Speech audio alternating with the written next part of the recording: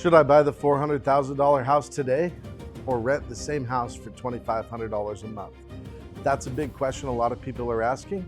Today we're going to break down the numbers without the hype. Let's start with the purchase. $400,000 house. Let's say that we could put 5% down and get a 6% rate for 30 years. That means that we're going to finance $380,000.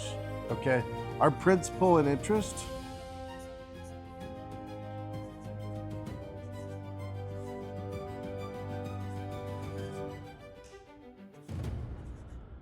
comes out to $2,278.29.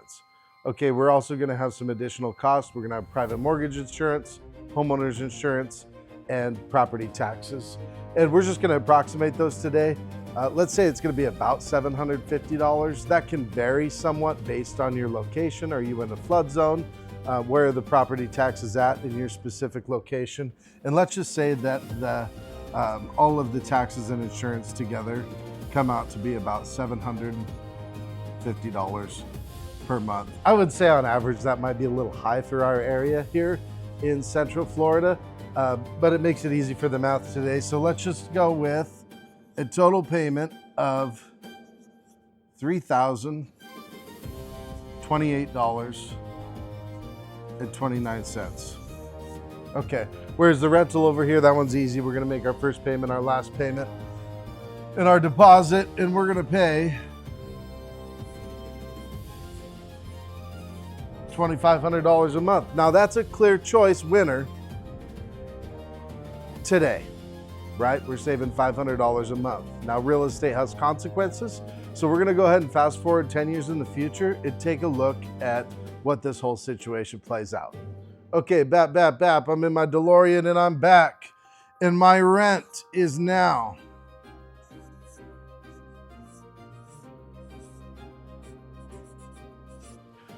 $3,500 a month. Now what happened is the landlord raised the rent $100 each year. And that seems fairly reasonable.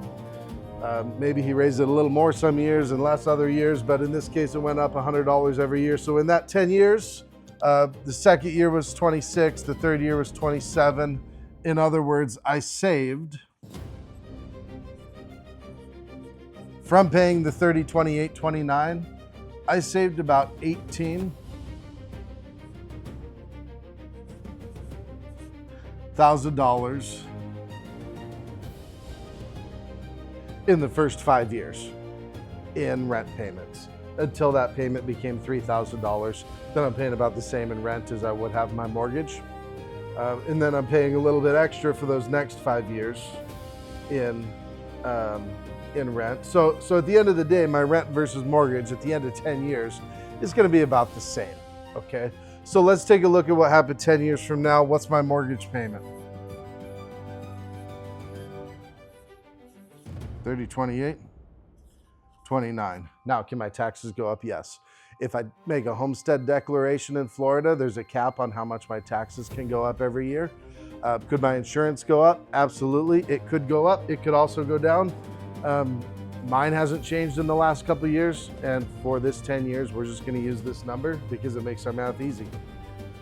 Okay, over that 10 years, we're going to assume, now the long-term average for real estate appreciation in the United States is about 4%. So we're gonna assume 4% growth. My house is now worth, but just get a little picture of my house here, is now worth about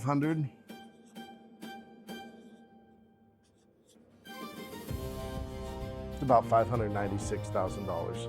That's a 4% per year growth in 10 years from now. In the meantime, I have paid down my loan.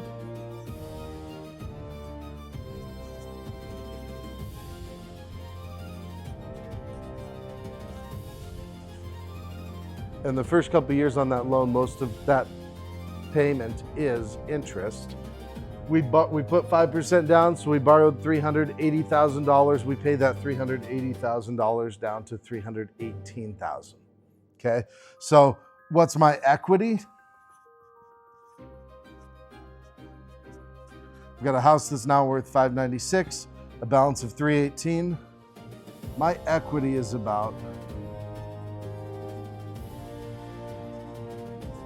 $278,300. So, should I buy the $400,000 house or should I rent for $2,500 a month? Are you afraid of wasting $18,000 in payments over the first 5 years? You might have to step over that $18,000 in 5 years in order to earn $278,000 in 10. If you want to continue this conversation, feel free to reach out to me. Quick disclaimer, real estate involves risk. Markets are different, they go up, they go down. If you want to have that conversation on a local level, it's definitely worth the time. Feel free to reach out and have a great day.